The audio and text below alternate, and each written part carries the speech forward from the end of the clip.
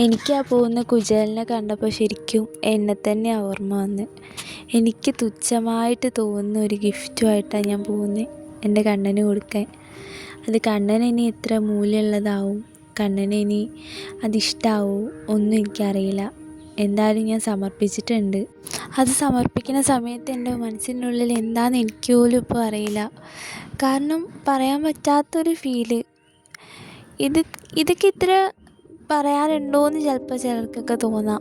പക്ഷെ എനിക്കെന്തോ ഭയങ്കരമായിട്ടുള്ളൊരു ഫീലിങ്സ് ആയിരുന്നു ആ സമയത്തൊക്കെ. കൃഷ്ണൻ്റെ അടുത്ത് അത് എത്തിക്കാൻ പറ്റുമോ, എല്ലാം ഒരു മായ പോലെ. എനിക്ക് ഭയങ്കരമായിട്ട് ഹാപ്പിനെസ് തോന്നിയൊരു നിമിഷം എൻ്റെ ലൈഫിലുണ്ടെങ്കിൽ ഇതായിരിക്കും. ഞങ്ങളങ്ങനെ പുറത്തുനിന്ന് തൊഴുതു. പിന്നെ ഇതാട്ടോ ഞാൻ വരച്ചിട്ടുള്ള കണ്ണൻ. ഇതാണ് ഏറ്റവും ഫൈനലായിട്ട് ഞാൻ വരച്ചു കൊടുത്തപ്പോൾ ഉള്ള ലുക്ക്. ഇഷ്ടമായാൽ പറയണം കേട്ടോ.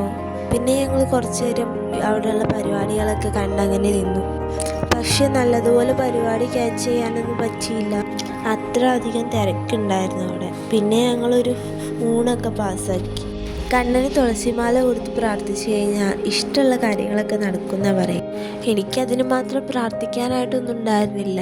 പക്ഷേ എൻ്റെ ജീവിതത്തിലുള്ള കുറച്ച് നല്ല കാര്യങ്ങൾ, ആ കാര്യങ്ങൾ അവസാനം വരെ എൻ്റെ ജീവിതത്തിൽ തന്നെ വേണമെന്ന് പറഞ്ഞു. പിന്നെ അവിടെ കുറേ ഉണ്ണിക്കണ്ണന്മാരെയും വലിയ കണ്ണന്മാരെയും ഒക്കെ കണ്ടു.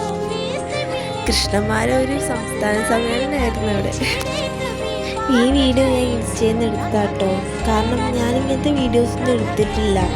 പുറത്തായിരുന്നു ഭൂരിഭാഗം പരിപാടികളും. എനിക്ക് അമ്മേനെയും വിട്ടിട്ട് പുറത്തേക്ക് പോയി എടുക്കണമെന്നുണ്ടായിരുന്നു. പക്ഷെ അവർ സമ്മതിച്ചിട്ടില്ല. പിന്നെ വേറെ ഒരുപാട് കൃഷ്ണന്മാരെ കണ്ടു. ഇത് വേറൊരു കൃഷ്ണൻ. ഈ ചേട്ടൻ്റെ കൂടെ ഞാൻ ഫോട്ടോ എടുത്തു.